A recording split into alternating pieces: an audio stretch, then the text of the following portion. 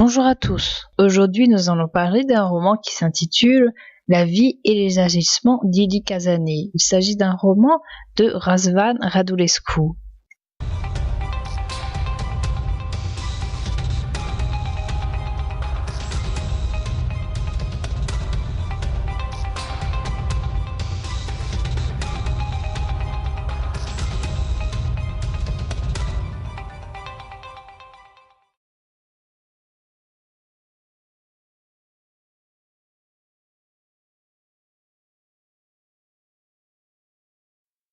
Ili Cazanet est né à Bucarest. Il ne fait rien de sa vie, mais il possède deux dons, dont l'un consiste à obtenir des dettes auprès des bistrots sans que les personnes qui y travaillent lui réclament quoi que ce soit. C'est un fait étonnant car sous le régime communiste, les patrons des bistrots n'étaient pas propriétaires des lieux. Georgette va à Bucarest pour régler un problème avec la pension de son père. Elle y rencontre Ili. Ils se marient ensemble 2 semaines plus tard. Georgette amène son mari à ses parents qui habitent Livny. Il reste dans la maison familiale durant 2 ans. Il aide à la maison et au champ. On se rend compte qu'Ili a un second don. Il s'agit du don de faire pousser des tomates géantes. Ce qui intrigue le plus la belle-mère n'est pas ce don, mais le fait que son beau-fils arrive toujours à faire les tâches ménagères avant qu'elle soit levée, et ce, quelle que soit l'heure à laquelle elle se lève. Une nuit, elle veut s'empêcher de dormir pour voir comment Ili s'y prend. Malheureusement, elle s'endort. Quand elle se réveille, son mari lui apprend que l'on vient d'arrêter Ili. Une enquête est ouverte sur Ili, car le fait qu'il ait la capacité de faire pousser des tomates géantes s'est propagé. On pense alors qu'il utilise un engrais spécial et que le mieux serait qu'il dévoile son secret. Parce qu'il fait pousser naturellement ces tomates, Ili ne dit pas aux enquêteurs ce qu'ils ont envie d'entendre. Il est donc envoyé à la prison de Bucarest. Il sera interrogé par le colonel Chirița. Un jour, Georgette reçoit un papier qui lui indique que son mari a demandé le divorce et que cette demande a été acceptée. Georgette se doute bien que ce papier est faux et que le personnel de la prison a dû faire le même coup à Ili.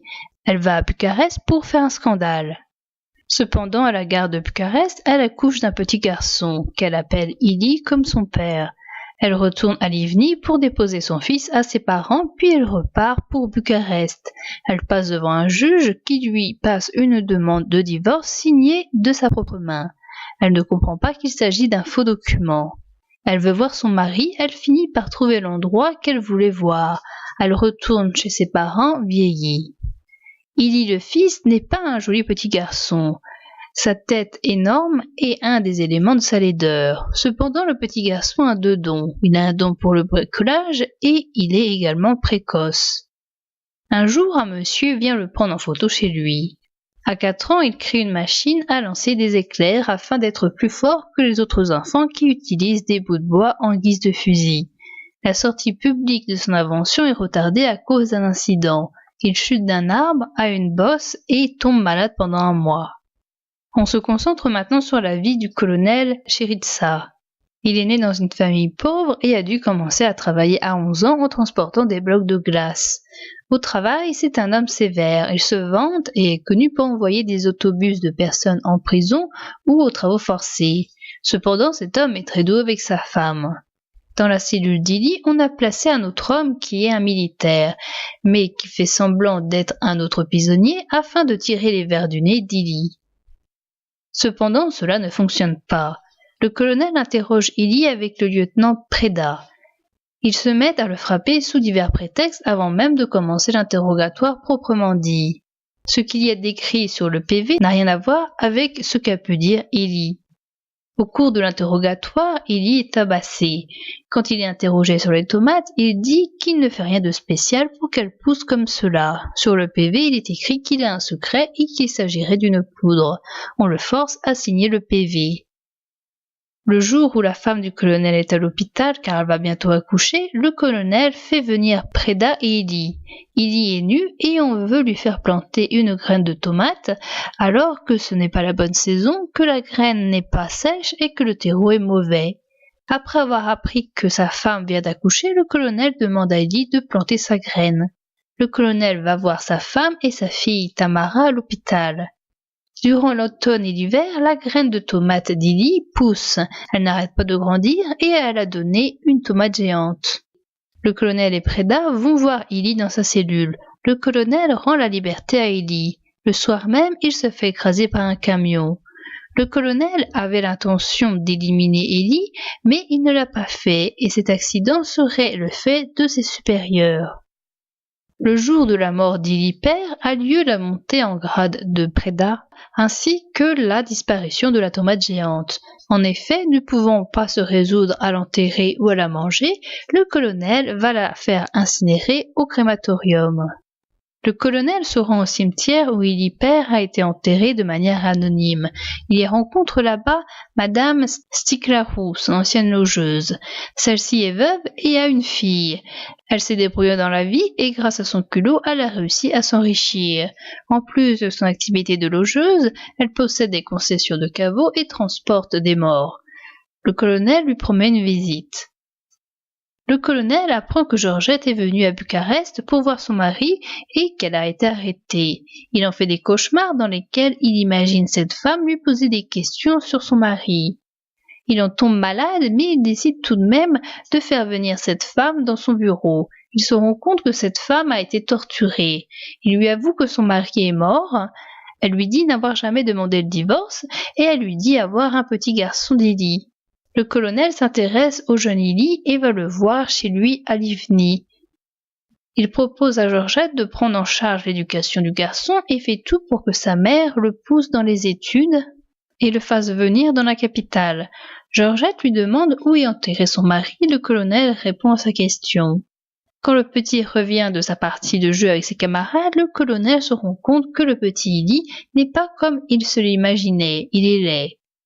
Avant de partir, il prend une photo de l'enfant et dit qu'il l'enverra à sa mère. Dans le train du retour, le colonel rencontre le ministre de la Justice. Il lui reproche d'avoir laissé filer Casanet et surtout d'avoir détruit la preuve qui est la tomate géante.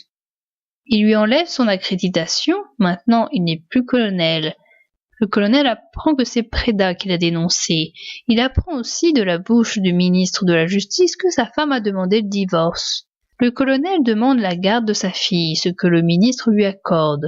Le colonel s'endort dans le train, heureux d'avoir pu parler à un haut placé et d'avoir obtenu de lui une faveur. Quand le colonel revient chez lui, sa femme est effectivement partie et sa fille est encore là. Le colonel va chercher ses affaires sur son ancien lieu de travail et il sera transféré aux archives. Le colonel a depuis un certain temps pour maîtresse la fille de son ancienne logeuse. Ensuite, par habitude, il va voir son ancienne logeuse, ils prennent le café et parlent ensemble. La logeuse est au courant pour la liaison avec sa fille et elle laisse faire car grâce au colonel, elle peut avoir certains avantages. Un jour, il lui demande si elle aurait une chambre pour son neveu qui viendrait faire ses études dans un lycée de la ville. Quand elle apprend que ce garçon viendra dans 10 ans, elle pense qu'il se moque d'elle. Sur les dires du professeur d'Illy et de ses parents, Georgette finit par laisser son fils aller dans un lycée à Bucarest. Il réussit ses examens d'entrée. Georgette recherche le bistrot où son mari l'a amené quand ils se sont rencontrés. Elle ne le trouve pas, mais elle tombe par hasard sur une chambre en location. Il s'agit de celle dont a parlé le colonel à son ancienne logeuse il y a une dizaine d'années. De son côté, Tamara, la fille du colonel, va au lycée et respecte plus ou moins les règles strictes de son père. Lors d'un dialogue avec son ancienne logeuse, on apprend que le colonel pense que c'est l'homme qui construit son destin, alors que pour la logeuse, cela n'est pas le cas. Pour trancher la question, elle décide de faire une séance de spiritisme afin de demander à Marx ce qu'il en pense.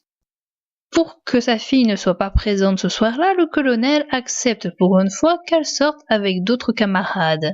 Lors de la séance de spiritisme, l'esprit de Marx aurait fait tomber un livre qui serait ouvert à une page où Marx a dit que, une fois débarrassé de la religion, l'homme a un pouvoir sur sa vie.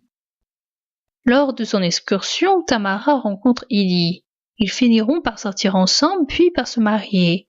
Les descriptions des différents lits symbolisent les différentes étapes de leur relation.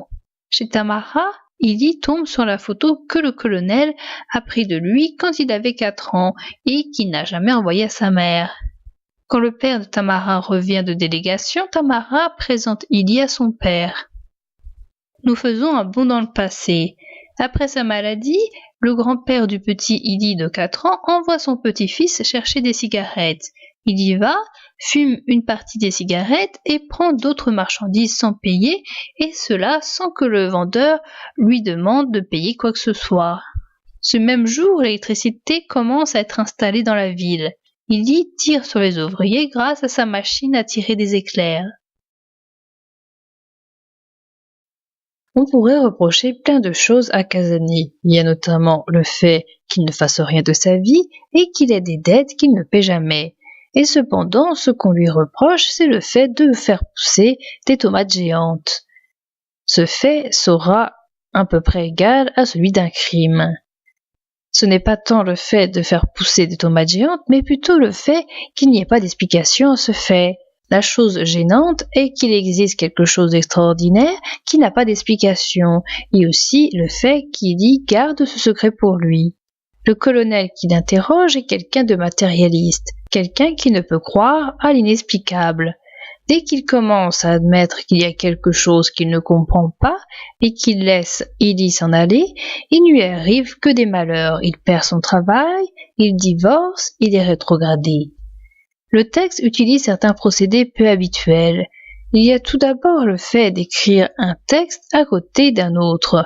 Ceci permet de voir comment se passe l'action et également de savoir ce que pensent deux personnages différents au même moment. Ce procédé a été repris lors de l'écriture du PV. D'un côté, nous avons les vraies questions ainsi que les vraies réponses d'Ili Kazane. De l'autre côté, nous avons ce qui est écrit sur le PV et qui est différent de la réalité. Le roman repasse plusieurs fois les mêmes scènes en ajoutant une partie préliminaire ou une autre partie à la fin, ou alors qui passe du style direct au style indirect et vice-versa. Ainsi, la scène où le colonel parle à son ancienne logeuse passe 3 fois, et à chaque fois, il y a de nouveaux éléments qui permettent au lecteur de comprendre plus de choses. Enfin, le passé, le présent et le futur sont mélangés. Le fil conducteur est la vie d'Ili fils, le petit garçon de 4 ans, et cependant une partie de l'histoire parle de son père. On s'intéresse au Ili de 4 ans, et pourtant, le livre raconte des passages de son adolescence et de sa vie de couple futur. La milice de ce roman possède un pouvoir, elle sait tout sur tout le monde et cela devient effrayant, car en plus de ce pouvoir, elle peut arrêter tout le monde quand elle le veut et surtout qu'elle n'a pas besoin de motif pour faire cela. Elle a tous les droits sur les personnes. C'est une milice qui refuse de ne pas comprendre. Cette milice s'intéresse aux détails et non pas aux vrais problèmes. C'est une milice qui surveille les individus mais également ses propres agents. Cette omniscience et ce plein pouvoir font d'elle un ennemi que tout le monde craint. Pour ne pas se faire arrêter, il faut rester dans la norme, et encore la norme est définie par cette milice qui peut la faire mouvoir comme bon lui semble, et pour ne pas se faire arrêter, il faut dénoncer les autres, histoire d'avoir une chance que l'attention se porte sur celui qu'on a dénoncé et non sur soi. Dénoncer les autres peut parfois apporter certains avantages. Ce roman me fait beaucoup penser à Kafka et surtout au procès. Tout d'abord, nous avons un motif d'arrestation qui est illégitime ou inexistant. Il y a l'absence d'un vrai jugement. Il y a des scènes complètement absurdes, comme la scène du train avec le ministre. Il y a le fait de trouver le bon chemin sans le savoir, comme c'est le cas avec Georgette. Il y a le fait également de ne pas savoir ce qui va se passer et quand. Le cauchemar semble sans fin, et la fin arrive grâce au tortionnaire qui décide de quand elle va arriver. Il n'y a pas de moyen de s'échapper de ce système. Kazane n'essaiera jamais de s'enfuir ou de se défendre. Il se laisse faire ou alors est mutique. Dans les deux romans, la mort du héros est particulière, car elle est causée par une milice et est complètement injustifiée. Dans Kafka, à la fin du roman, le héros est mort comme un chien. Ici, Kazane, il lui est également mort comme un chien écrasé par un camion. Quelquefois, le roman peut avoir des aspects comiques, surtout quand on pense que la milice s'acharne sur deux individus qui ont les torts suivants. Il y a Georgette qui veut seulement avoir des nouvelles de son mari, et il y a son mari qui a le malheur de faire pousser des tomates géantes sans faire partager son secret. Mais quand on remarque que ce comique conduit à la mort, à la torture, aux travaux forcés, cela ne fait plus du tout rire. Illy et le colonel ont des points en commun. Ils ont eu tous les deux une enfance pas facile. Le colonel a dû travailler dur très tôt. Le colonel en fait tout un plat des années plus tard. De son côté, Illy a eu aussi une enfance pas facile. Il était orphelin et a grandi dans un foyer. Mais il oublie la dureté de ce moment et garde un bon souvenir d'une personne qu'il a côtoyée. Le colonel est entêté. Il ne lâche pas l'affaire avant longtemps, même si cette histoire est ridicule. Illy est également entêté car il pouvait très bien dire qu'il a utilisé tel ou tel engrais. Dans ce cas-là, on aurait arrêté de le torturer et il aurait été de nouveau libre. Par contre, il y a beaucoup de points qui distinguent les deux personnages. Le colonel est incapable d'admettre qu'il peut exister quelquefois des faits extraordinaires. Illy, au contraire, n'essaie pas d'apporter une explication à son don. Selon le colonel, l'homme peut diriger son destin. Pour Illy, on dirait que l'homme n'a pas à diriger son destin, mais qu'il faut prendre la vie comme elle vient. Le colonel n'attire pas la sympathie. Il y a par exemple le coup bas de la part de son collègue, ou alors le divorce de sa femme qui n'était au final pas si heureuse que cela avec lui. Casanet, au contraire, attire la sympathie. Par exemple, ses beaux-parents l'acceptent rapidement. La rencontre avec Illy change la vie du colonel. Après la mort d'Illy père, le colonel, quand il perd son travail, n'a pas l'air triste. Jamais il ne se plaint de son nouveau travail moins rémunéré. C'est comme si ce nouveau mode de vie lui convenait mieux. Ensuite, le colonel s'intéresse enfin aux autres. Il va voir Illy au cimetière et il s'intéresse à son fils. D'ailleurs, ce fils ressemble à son père. Il y a la transmission de certains dons. Par exemple, il y a le don de plaire, ce qui a pour avantage de faire oublier aux gens leur rancune, souvent face à l'argent. Il est fils a la tête en forme de légume, plus précisément en forme de courge, ce qui peut rappeler le don qu'avait le père avec les légumes. Le titre est La vie et les agissements d'Illy Casanet. Cependant, on ne sait pas de quel Illy Casanet on parle. Est-ce le fils ou est-ce le père? Est-ce que l'un peut être vu comme le continuum de l'autre? Ensuite, on peut se demander pourquoi le titre ne contient-il pas le nom du colonel qui a pourtant une importance égale par rapport aux deux autres personnages. Une heure avant le déjeuner, Casanet reçut dans sa cellule la visite du colonel Chiritza et du lieutenant Preda. Sur le visage du premier, autrefois grassouillet et jovial, se lisait de l'incertitude. Il était troublé. Il tenait dans les bras une tomate de 50 cm de diamètre et on voyait, tant il transpirait, combien il lui avait été difficile de la porter jusque-là. L'officier posa la tomate dans un coin de la cellule et dit « Casanet, Casanet, je t'ai donné de ma propre main des graines pourries. Le plan avait le plus mauvais terreau possible. Tu as planté la graine nue comme un ver. Je t'ai surveillé, fouillé jusque dans l'arrière-train.